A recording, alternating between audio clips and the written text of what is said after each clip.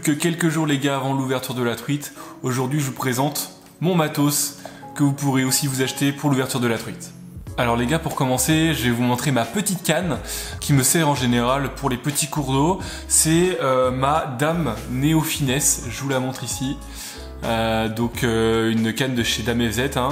Enfin c'était Dame à l'époque, ça s'appelait pas Dame FZ, ça s'appelait Dame tout court. Donc une Neo Finesse, donc c'est une petite tige qui fait 1,80 m. Qui lance des leurres de 2 à 10 grammes, donc c'est pas mal. Moi je suis plutôt de la team 0,5 grammes quand même au niveau des cannes light. Après celle-ci a l'avantage de pouvoir lancer quelques plus gros leurres quand je veux aller à la pêche au chêne l'été ou au mulet, etc. Donc cette petite canne de chez Dame ne se vend plus malheureusement, ils l'ont remplacée par leur nouveau modèle, donc ça se trouve toujours d'occasion, ça coûte 20-30 euros d'occasion. Moi je l'avais acheté à l'époque 40 euros d'occasion, c'était à l'époque auquel elle en valait 45 euros. Team pigeon quoi.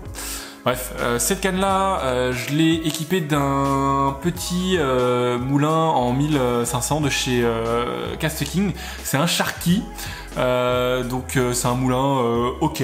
C'est pas un moulin fou. Après pour le peu que j'utilise cette canne, ça fait le taf. Le truc que je pourrais reprocher à ce moulin, c'est notamment son frein. Moi j'aime bien les freins qui cliquent un peu, et ce frein là ne clique pas. C'est un frein un peu plastique quoi. Je vous mettrai d'ailleurs une petite fiche ici, normalement par là, sur lequel vous pourrez retrouver la présentation de ce moulin là en particulier. Alors petite particularité de cette canne, c'est que c'est une canne à 13 anneaux, donc c'est assez rare ce genre de canne. Donc une chose qui est bien, c'est que ça va très bien guider le fil, ça peut après limiter vos distances de lancer, parce que la tresse va avoir tendance à frotter, ce qui pose parfois quelques soucis. Après comme je vous disais, c'est une canne que j'utilise dans les petits cours d'eau, donc clairement je cherche pas à atteindre des performances en distance de lancer. Donc après par chez moi malheureusement j'ai pas de cours d'eau à truite, donc je l'utiliserai pas pour la truite. Mais si jamais vous avez des rivières à truite, cette canne là parfait pour la truite. Il me semble que d'ailleurs les collègues de chez Scarna Tosh l'utilisent d'ailleurs, ou en tout cas l'utilisaient il y a quelques temps. Donc voilà. Sur ce moulin, sur le Sharky, vous pourrez équiper soit de la tresse en 8 centièmes, soit vous passez sur du fluoro en 16-18 centièmes, ça passe aussi. Si vous mettez de la tresse en 8 centièmes, vous mettez une pointe de fluoro en 16-18. Du coup pour la truite ça sera vraiment l'idéal. Allez, on passe au deuxième combo, le combo dont tout le monde me parle non-stop, tout le monde la veut. C'est bien évidemment la Royal Spirit avec le Ninja. Donc pour ceux qui connaissent pas la Royal Spirit, c'est une canne à 20 balles que j'avais acheté en Chine. Je vous mettrai la présentation ici. Donc c'est une canne à 20 balles, une 0,5 grammes, elle est juste incroyable. C'est une canne full carbone, elle est juste incroyable. Elle a d'une sensibilité, je me suis éclaté tout l'été dernier sur les Chevennes en Loire avec, c'était juste incroyable. Je l'ai équipé d'un petit Ninja en taille 1030, donc c'est un moulin de chez Daiwa, hein, tout simplement, que j'ai acheté chez Pacific Pêche, c'est pareil dans les 35-40 balles, ça coûte que dalle. Avant j'avais mis un Jaguar dessus en taille 1000, le problème c'est que le Jaguar je l'ai explosé. Bon bref, c'est un autre débat.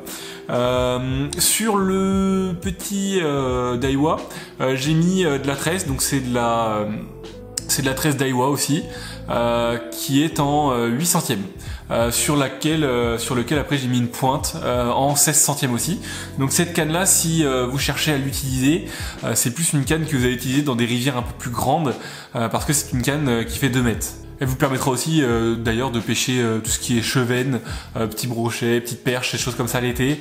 Donc c'est un bon investissement je pense pour pas très cher. Là le combo total, c'est-à-dire la canne qui va coûter 20 balles dans ses bas prix, le moulin qu'on va pouvoir toucher à 35 balles, on arrive à 55 balles, vous rajoutez la tresse de chez Daiwa ou autre, hein, comptez 20 balles, on arrive à 75 balles tout compris.